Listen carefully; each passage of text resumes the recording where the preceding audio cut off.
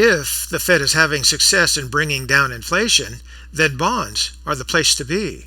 Right now, there's a 15-year record yield on the 10-year T-bill, with the 10-year yield hitting its highest level since 2008. If the Fed can reestablish its credibility on fighting inflation, there is the prospect that yields may fall.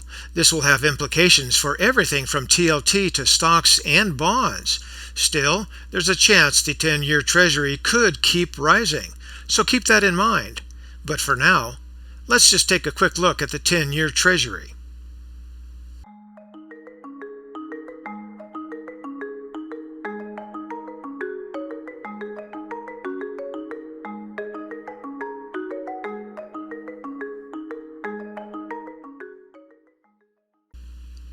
In order to take a look at the yields, we need to go to Market Watch and Big Charts.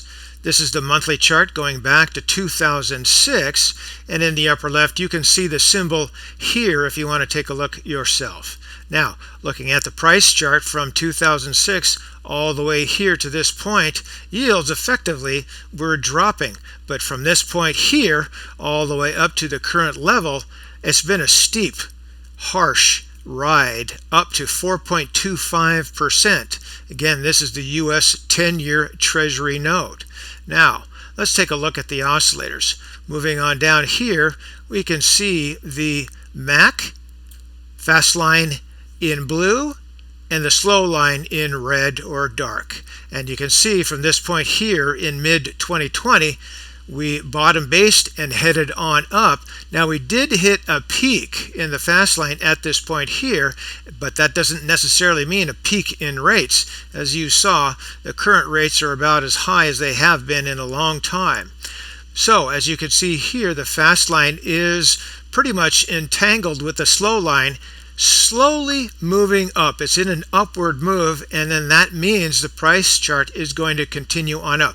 So we have to watch this closely, see if we get separation in the fast line again over and above the slow line, and perhaps we'll have a rollover move coming after that. Looking down here into the slow stochastics, you can see that we have this move up here. We're above 75. We're getting near the maximum that we have been, going back here to 2006, which we had slightly higher level here, but for the most part, over the last several years, we've hit this level of 90, and it rolled over and turned back down. So, it is going to take perhaps a few months to do that, but keep your eye on that. That could mean that TLT is a great investment, bonds could be a great investment, and of course, stocks will move on up if yields come on down.